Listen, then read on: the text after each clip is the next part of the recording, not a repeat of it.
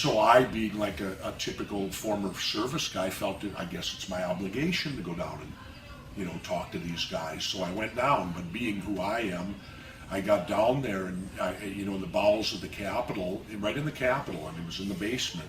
I'll never forget it.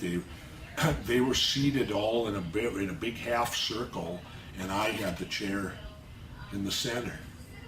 And that's where I was put, with this half circle group of 23 members of the CIA.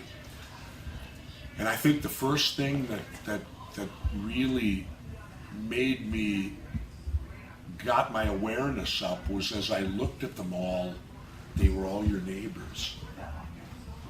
I mean, you weren't looking at James Bond here. You went down there with the feeling you were going to walk in and see all these former Navy SEALs and former Delta Force guys who are now out and they're now working in the intelligence community and all this.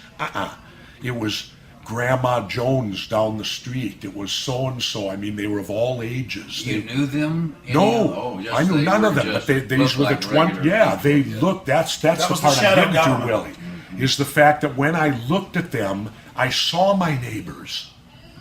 Not actually. What I meant by that, Willie, was I saw my people just like my people you'd never suspect. As these are people in the Central Intelligence Agency. They were of all ages, all colors, all looked like almost the same, different categories of wealth. What kind of training do you think they had? I don't know. This was part of it, though. Oh, no, this was part. No, I'm sure they get trained and actually, I found out this was actually many of them's part of their training. This was a training exercise that was likewise going on, as well as fact getting. And so I sat down and I looked at them all, because I wrote about it in my last book, and so I don't mind talking at all about it. I remember I looked at them all, and the first thing I said, before you ask me any questions, I got a few for you that I'd like answered. I said, quid pro quo. If you ask me questions, I get to ask you questions. And I said, my first question is, what are you doing here? And the head guy, they were very formal. They were always governor, sir, very much that way, very respectful. But I remember the head guy looked at me and he said, well, what do you mean, governor? And I said, well, what I mean is that your mission statement says you're not to be operational inside the United States. What are you here for? This is clearly inside the United States. Well, I got hemmed and hawed and didn't really get an answer, double talked and all that. Then I said my second question, I said, I want to go around the room, and I said, I want you to tell me your name and what you do. Half of them wouldn't tell me their names, half of them wouldn't tell me what they did. Who knows if they're really telling you their correct name, no way of knowing. And so I said, well, look, if you're not going to cooperate fully with my questioning, I said, I'm probably going to find it difficult to fully cooperate with yours. It's got to be equal here. So I ended up, and the amazing thing, like I said to Alex, or made mention to him, was that all of their questions dealt about how I won the election. They wanted to know what we did, how we did it, did we think, da-da-da-da.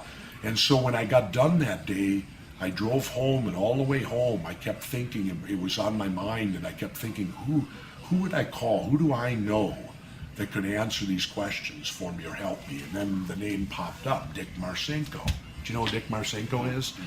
Well, Richard Marcinko is the author of the Rogue Warrior books. He's a 32-year member of SEAL Team.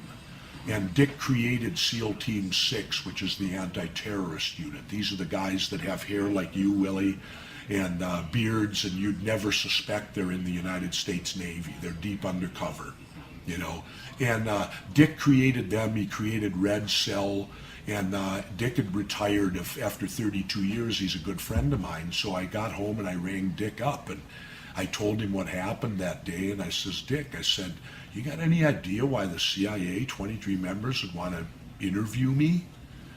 And Dick starts laughing on the other end, and I said, what's so funny? He said, well, I've been out of it a few years, so he said, I can't directly tell you why. He said, I don't know directly why, but he said, I have an idea. And I said, well, Dick, your idea is going to be better than mine.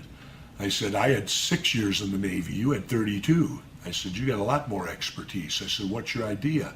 He said, well, he said, here's what I believe. He said, they didn't see you coming. He said, and then it made sense. He said, their job is to gather intelligence so that they can report that to the government, and the government can then make decisions based on the gathering of that intelligence.